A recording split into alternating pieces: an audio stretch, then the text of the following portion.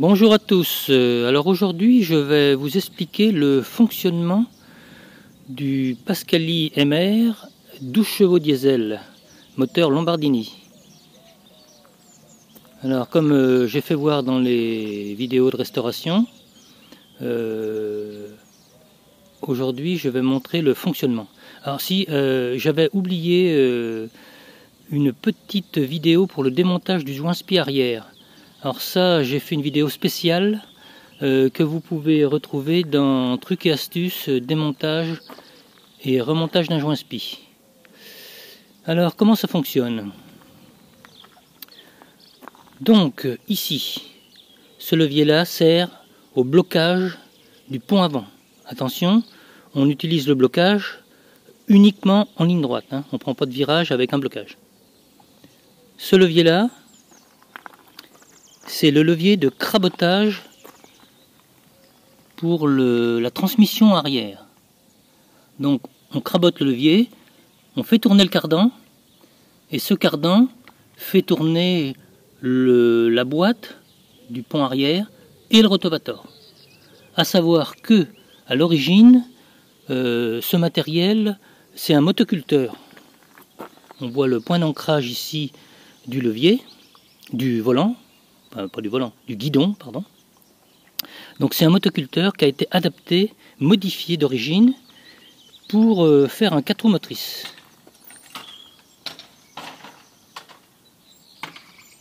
Donc ici j'ai le levier de vitesse du pont arrière avec les 3 vitesses. Alors les rapports, c'est les rapports identiques au pont avant. Alors le frein, l'embrayage, pardon, le frein,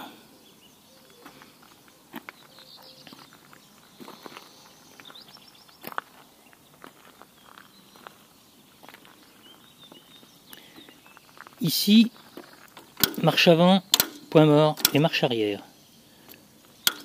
Alors j'ai mis un moment à comprendre comment ça fonctionnait, ce petit truc là.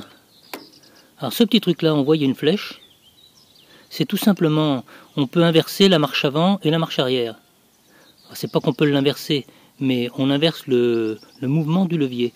Tout simplement, c'est que si vous avez le motoculteur, vous pouvez travailler en position vers l'avant.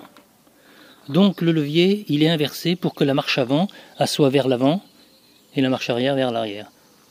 C'est tout à fait logique. Donc nous, on l'utilise pas dans ce sens-là, dans ce sens-là, la flèche vers l'avant. Et ici, c'est le levier de vitesse, où j'ai refait la grille ici pour que ça s'emboîte bien dans les rapports.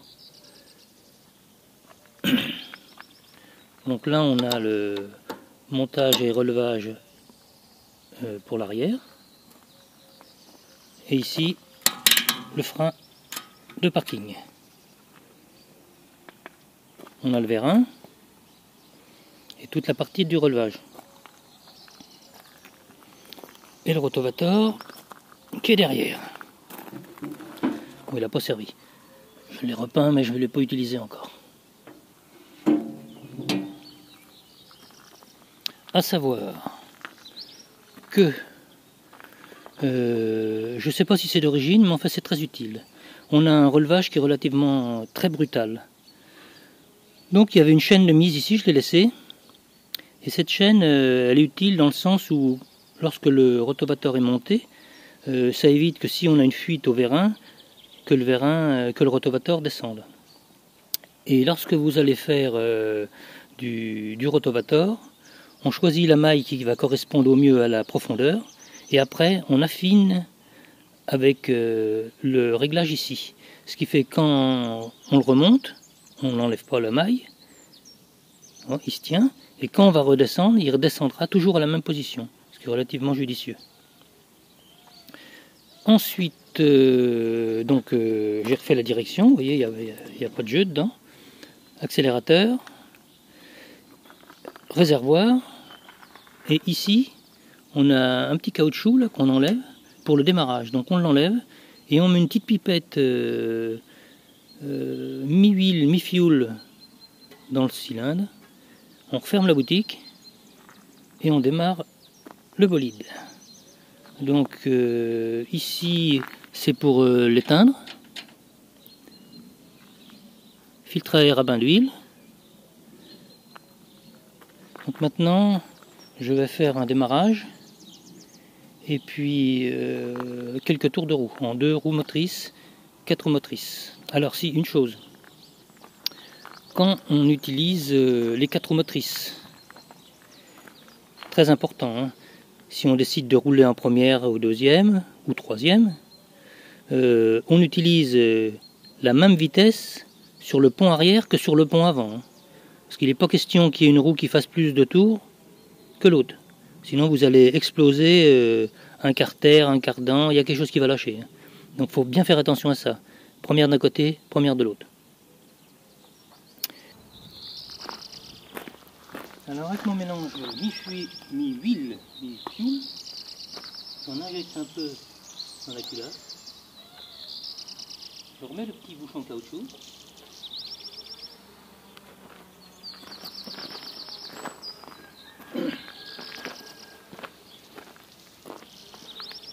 Je m'assure d'être au point mort, très important. J'enroule ma corde de manière que je vienne rebondir sur la compression. Je mets les gaz à fond et je tire énergiquement.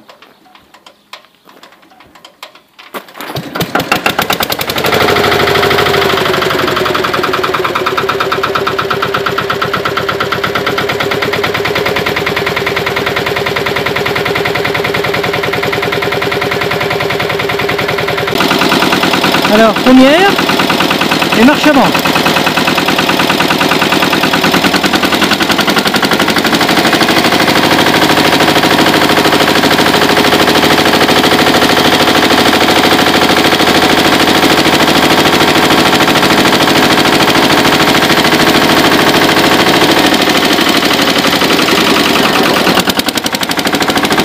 Deuxième.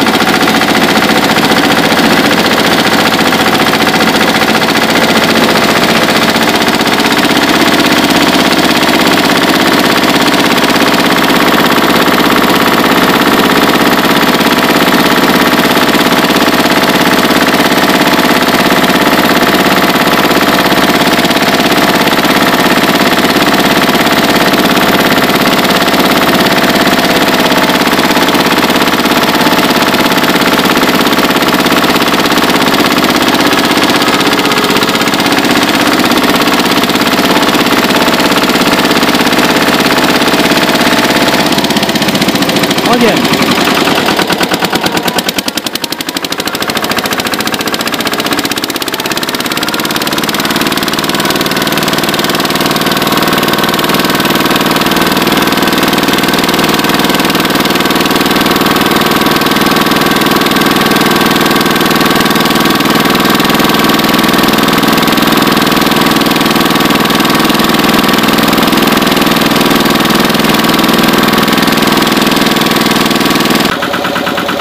Utilisation du pont arrière.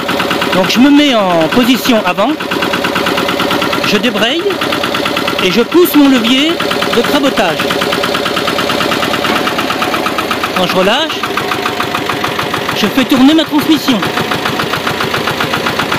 À savoir que lorsqu'on utilise le pont arrière, on ne peut pas débrayer le rotovator.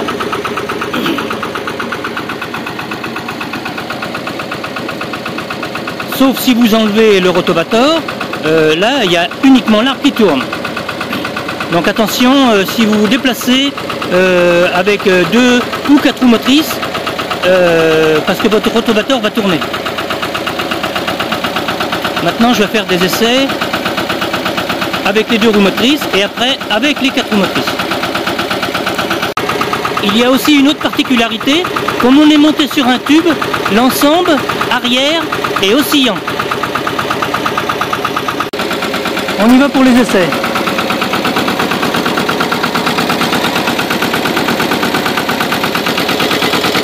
Alors on assure d'être au point mort ici.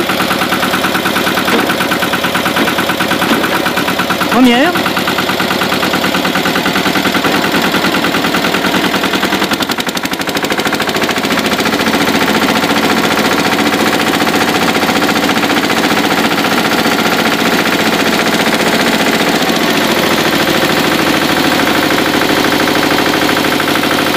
Deuxième.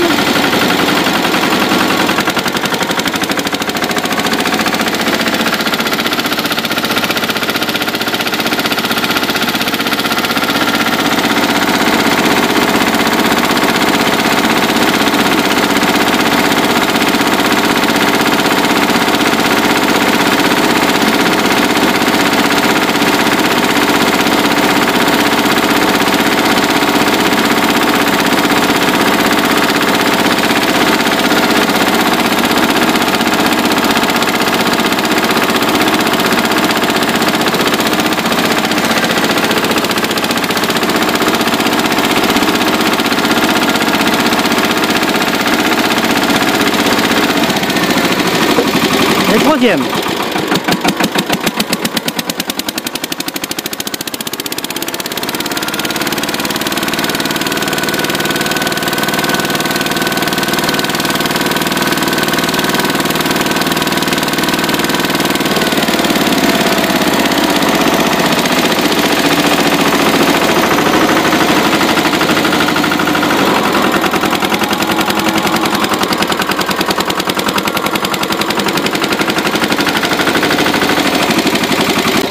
Maintenant le 4 roues motrices, donc là je me mets en deuxième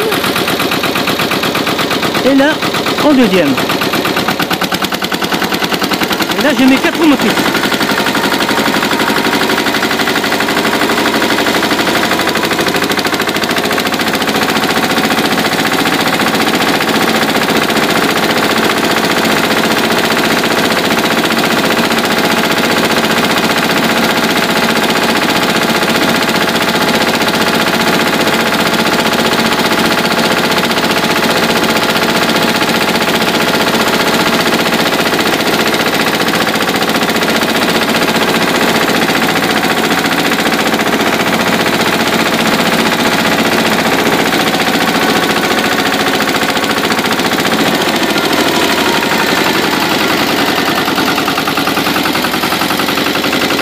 Donc là je repasse en pont avant, première.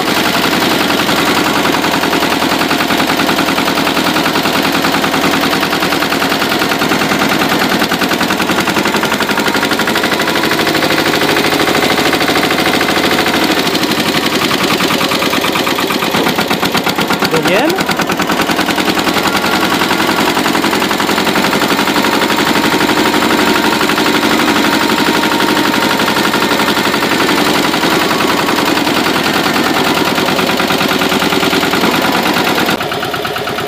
Alors c'est un petit tracteur extrêmement maniable.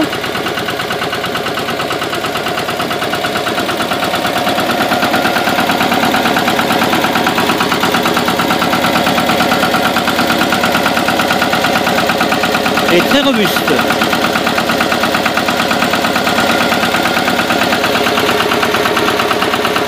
Donc là j'ai pas le pont arrière, mais j'ai le rotavateur qui tourne.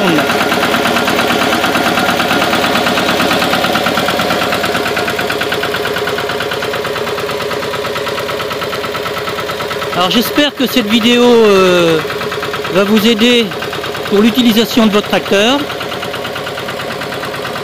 Bon courage et à très bientôt.